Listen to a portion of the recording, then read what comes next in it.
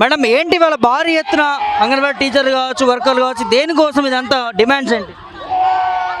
ఈరోజు anganwadi teachers helpers సమస్యలు పరిష్కరించాలని ఐసిడిఎస్ కమిషనర్ ఆఫీస్ ముందు ఉదయం నుండి ధర్నా చేస్తున్నాం. మేము అడుగుతున్నది ఏంటంటే, మాకు అత్యంత నష్టం చేస్తూ జీవో నెంబర్ 10ని తెచ్చారు, దాన్ని రద్దు చేయాలి. కొత్తగా మొన్న మంత్రి ప్రకటించిన దాని ప్రకారం కొత్త జీవో ఇవ్వాలి. టీచర్లకు 2 లక్షలు, ఆయాలకు 1 లక్ష, విఆర్ఎస్ సౌకర్యం కల్పించాలి, పెన్షన్ సౌకర్యం కల్పించాలి, కొత్త జీవో ఇవ్వాలని మేము డిమాండ్ చేస్తున్నాం. ఎందుకంటే జూలై 1 నుండే మమ్మల్ని తీసేశారు. అక్కడ జీతం రాక, ఇక్కడ కొత్త జీవో వచ్చి డబ్బులు రాక మేము ఎట్లా బతకాలని మేము అడుగుతున్నాం.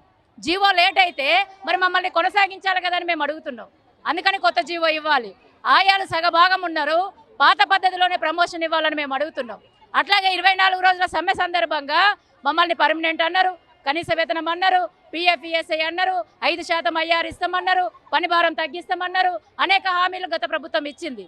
గత ప్రభుత్వం ఇచ్చిన హామీలు ఈ ప్రభుత్వం అమలు చేయాలని అడుగుతున్నాం. ఈ ప్రభుత్వం కూడా మేము సమ్మె చేసేటప్పుడు మా దగ్గరకు వచ్చి మాతో ఉండి మాకు మద్దతు ఇచ్చి అనేక హామీలు ఇచ్చింది.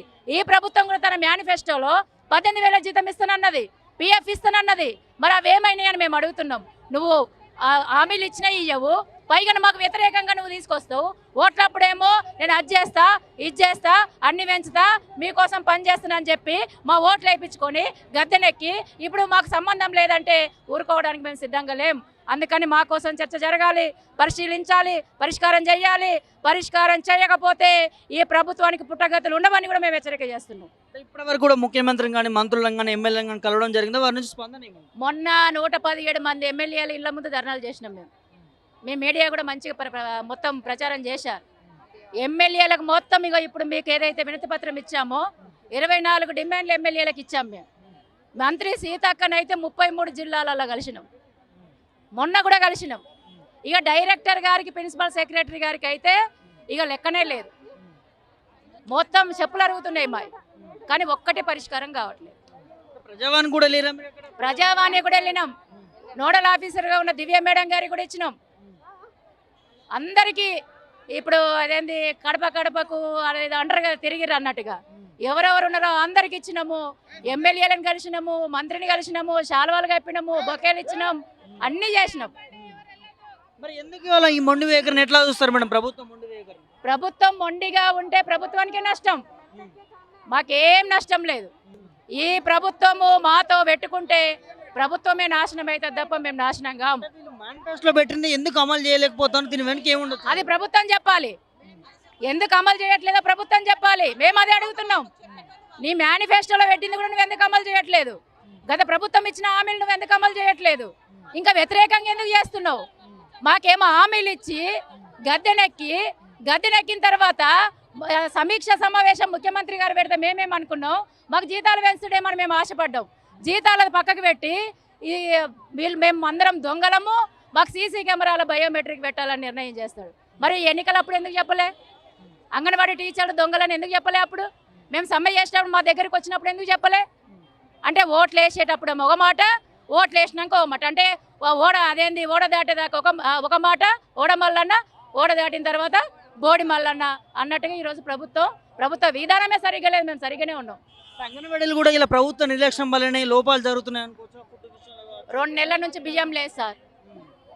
వాళ్ళు సీసీ కెమెరాలు అంటారు కదా, 2 నెలల నుంచి బియ్యం లేవు. కోడిగుడ్లు వస్తాయి, అందులోకించి నల్ల రంగు బయటకు వస్తుంది. పప్పు ఉంది, ఇంత పొడుగుంది, అది పప్పు ఏం పప్పు కూడా మాకు తెలియదు. గంట సేపు కుక్కలర పెడితే ఉడుకుతలేదు, గంట సేపు.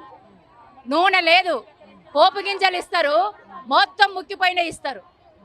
ఎట్లా ఉండాలి మేము? అందుకే సీసీ కెమెరాలు మాకు కాదు, డైరెక్టర్ గారికి పెట్టాలి, రేవంత్ రెడ్డి గారికి పెట్టాలి, సీతక్క గారికి పెట్టాలి. రెండోది ఏంటంటే ఫుడ్ ఎవరు సప్లై చేస్తున్నారో, ఎక్కడ ప్యాకింగ్ చేస్తున్నారో అక్కడ పెట్టాలి. ఏం సప్లై చేస్తుందో ప్రజలందరికీ తెలవాలి కదా. గుడ్డు ఎంత ఉంది, ఆ గుడ్లు పలిగిపోతున్నాయా, లోపల ఎట్లుంది, బియ్యం ఎట్లున్నాయి, బియ్యంలో పురుగులు ఉన్నాయా, సన్న బియ్యం ఉందా, దొడ్డు బియ్యం ఉందా, ఇవన్నీ తెలవాలి కదా. మాకు సీసీ కెమెరా పెడితే ఏమొస్తుంది? వాళ్ళకి పెట్టాలి. పోలీసులు కూడా మిమ్మల్ని అరెస్ట్ చేసే ప్రయత్నం చేస్తూ ఉన్నారు. మేము న్యాయంగా పోరాటం చేయడానికి వస్తే ఎక్కడికక్కడ అరెస్టులు చేస్తున్నారు మా వాళ్ళని. మేమేం చెప్తున్నామంటే అరెస్టులతోని పోరాటాలు ఆపాలంటే ఆపడం సాధ్యం కాదు. ఒక పిల్లిని రూమ్లో వేసి బంధిస్తే పిల్లి పులైతుంది తప్ప అది పిల్లిలాగా ఉండదు. అందుకని ప్రభుత్వం మా చరిత్రను తెలుసుకోవాలంటున్నాం. అంగన్వాడీ టీచర్ల హెల్పర్ల చరిత్ర తెలుసుకోండి మీరు అని అడుగుతున్నాం. ఓవరాల్గా ప్రజాపాలన ఇది ప్రజల కోసం ఏర్పడిందని ముఖ్యమంత్రి అంటూ ఉన్నాడు మేడం. మీరు ఇంత భారీ ఎత్తున ధర్నా చేస్తూ ఉన్నారు, ఏం చెప్తారు ముఖ్యమంత్రి గారు? మాకైతే తెలంగాణ రాష్ట్రంలో కాంగ్రెస్ ఆధ్వర్యంలో వాళ్ళు ప్రజాపాలన అంటున్నారు కానీ ప్రజాపాలన కనబడతలేదు. ఇది నిర్బంధ పాలన. మేము న్యాయం అడిగితే మమ్మల్ని తొలగిస్తారట సార్. మేము లేని డిపార్ట్మెంట్ ఎట్లుంది? మేము లేని డిపార్ట్మెంట్ ఎట్లుంటుంది? ప్రజాపాలన కాదు, ఇది నిర్బంధ పాలన. తర్వాత మీ కార్యాచరణ ఏంటి, ఏం చెప్తారు? వాళ్ళే ఇక్కడికి రావాలి, వచ్చేదాకా ఇక్కడే ఉంటాం. ప్రాణాలకు తెగించి కూడా మేము వచ్చినాం. చావో రేవో తేల్చుకోవడానికే వచ్చినాం మేము. వాళ్ళే తేల్చుకోవాలి. మేము కరెక్ట్గానే ఉన్నాం. మా నిర్ణయం తేల్చుకోవాల్సింది వాళ్ళు, మేం కాదు.